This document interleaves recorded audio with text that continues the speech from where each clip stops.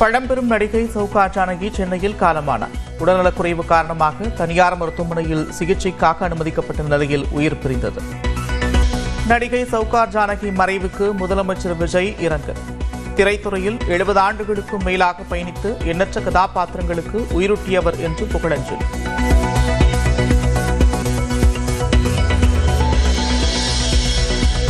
தென்னிந்திய திரை உலகின் தவிர்க்க முடியாத நடிப்பு கலைஞர் சௌகா ஜானகி என்று நடிகரும் மக்கள் நீதி மய்யம் கட்சியின் தலைவருமான கமல்ஹாசன் இரண்டார்.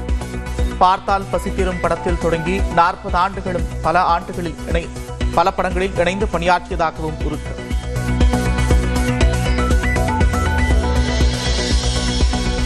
மறைந்த சௌகா ஜானகியின் உடல் சென்னை பெசன்ட் நகரில் உள்ள மின் மயானத்தில் தகனம் செய்யப்படும். தேனாம்பேட்டையில் உள்ள இல்லத்தில் பொதுமக்கள் அஞ்சலிக்கு அவரது உடல் வைக்கப்படும் என்று தகவல்.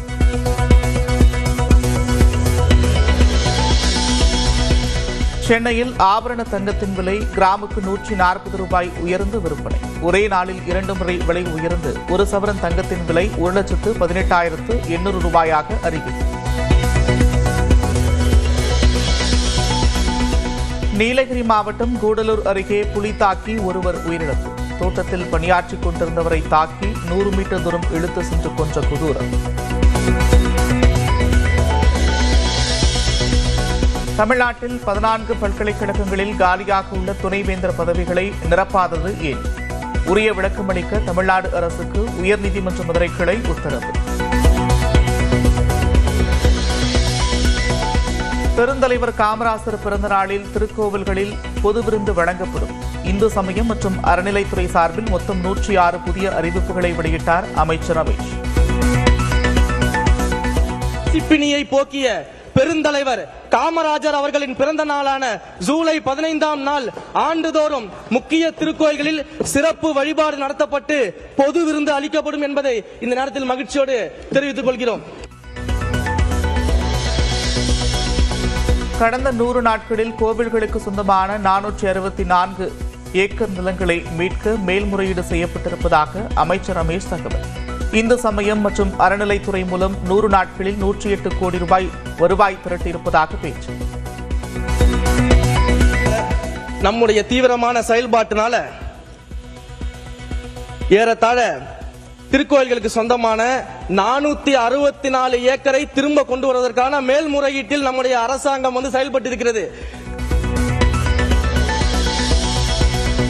சிவன் சொத்து குலநாசம் என்பதை உணர வேண்டும் என்று சட்டப்பேரவையில் கூறிய அமைச்சர் ரமேஷ். சிவன் சொத்து குலநாசம் என்று தாங்கள் தெளிவாக அறிந்தவர்கள் என்று முன்னாள் அமைச்சர் சேகர்பாபு பதில். சிவன் சொத்து குலநாசம் என்பதை நாங்கள் தெளிவாக அறிந்தவர்கள். இவர் எந்த அறங்காவலர் குழு உறுப்பினருடன் வந்து அழுதார் என்று கேட்டு விளக்கினால் அதற்கு பொறுப்பேற்க நாங்கள் தயாராக இருக்கிறோம். சிவன் சொத்து குலநாசம் என்பதை அறிந்தவர்கள் நாங்கள் என்று சொல்றாங்களே, கூடிய சீக்கிரம் நிறைய விஷயங்களை எடுத்து வச்சிருக்கிறோம், ஆதாரத்தோடு நாங்கள் வெளியிடுறோம். 2026-2027 ஆண்டில் 50,000 புதிய விவசாய மின் இணைப்புகள் வழங்கப்படும் என சட்டப்பேரவையில் அமைச்சர் நிர்மல்குமார் அறிவிப்பு. 2031க்குள் மின் உற்பத்தியில் 50% புதுப்பிக்கத்தக்க எரிசக்தி என்றும் அறிவிப்பு. பகிர்மான துறை சீர்திருத்தங்கள் மற்றும் 2031க்குள் மொத்த மின் உற்பத்தியில் 50% புதுப்பிக்கத்தக்க எரிசக்தி.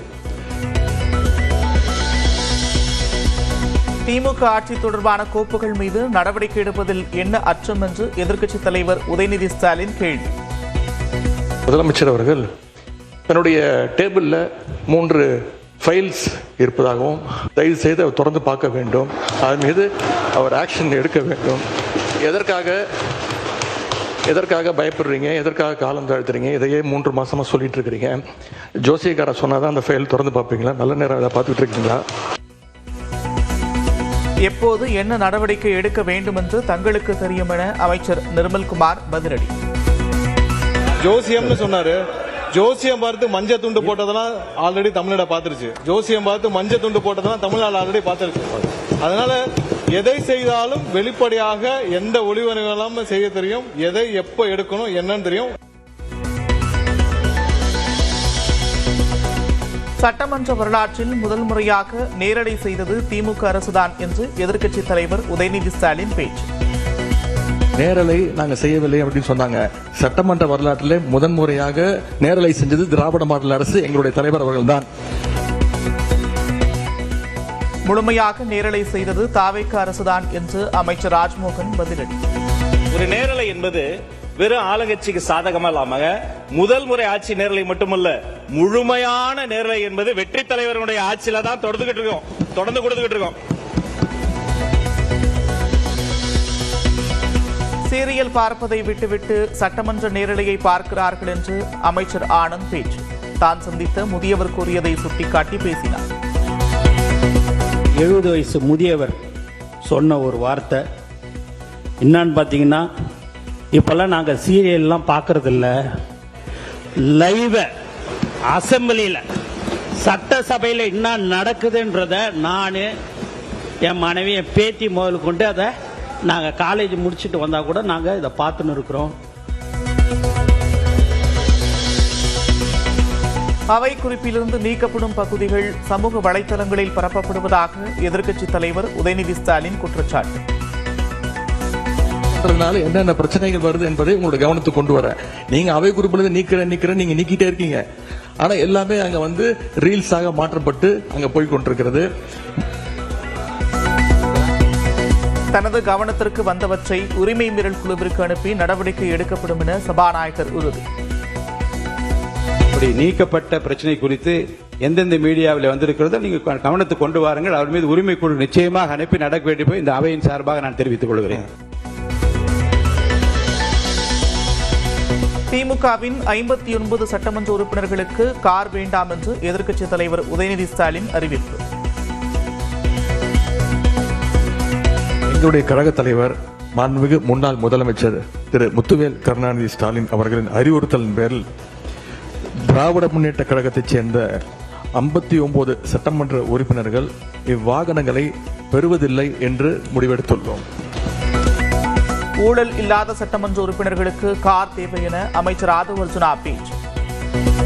இது ஒரு உரிமையா பண்ணிருக்காரு தவிர இதுல ஆடம்பரம், காருங்கிறது ஆடம்பரம் கிடையாது, மக்களை சந்திக்கக்கூடிய ஒரு தேவை. ஊழல் இல்லாத சட்டமன்ற உறுப்பினர்களுக்கு கார் இன்னைக்கு தேவை, மக்களை பார்க்க போனோம், அதுதான் நாங்க பதிவு பண்றோம்.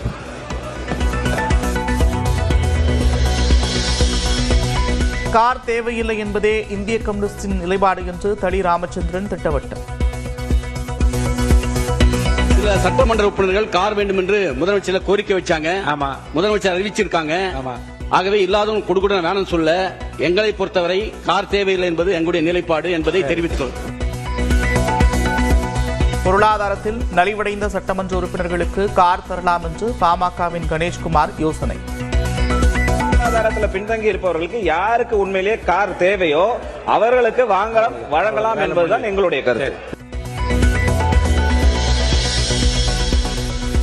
போக்குவரத்து துறையில் அதிகமான ஆட்களை எடுத்த முன்னாள் அமைச்சர் செந்தில் பாலாஜி மின்வாரியத்தில் போதிய ஆட்களை எடுக்கவில்லை என்று அமைச்சர் நிர்மல்குமார் குற்றச்சாட்டு. 2021-26 காலகட்டத்தில் 343 பேர் மட்டும்தான் வேலைக்கு ஆளுகிறதுக்கு எடுக்கப்பட்டது இந்த துறைக்கு. அது ஒரு மிகப்பெரிய, ஏன்னா 15,000 பேர்கிட்ட 10,000 பேர்கிட்ட நம்ம ரிட்டையர்மெண்ட் ஆகிற இடத்துல 343 பேர் மட்டும்தான். இது மிகப்பெரிய ஒரு பற்றாக்குறை. அமைச்சரின் பேச்சு சரியானது அல்ல என்று எதிர்ப்பு தெரிவித்த முன்னாள் அமைச்சர் செந்தில் பாலாஜி. கருத்துக்கள் அது போக்குவரத்து அதிக ஆட்கள் எடுத்தாங்க, இதுல ஒரு சரியான ஒரு சட்டமன்றத்தினுடைய நிகழ்வா தெரியல. அது நாங்களும் சொல்ல முடியும். நீங்க இது வரைக்கும் எஸ்சி கூட்டமே நடத்தல, மின் விநியோகத்துல மின்சார விநியோகத்தை செய்வதற்கான கூட்டமே நீங்க நடத்தல, அப்புறம் எப்படி சீரான மின் விநியோகம் செய்ய முடியும்? இருக்கையை விட்டு கையை உயர்த்தி கொண்டு ஓடி வந்தால் நடவடிக்கை. சட்டமன்ற உறுப்பினர்கள் வசந்தம் கார்த்திகேயன், முத்துராஜா பெயரை குறிப்பிட்டு சபாநாயகர் ஜெயஸ்ரீ பிரபாகர் எச்சரிக்கை.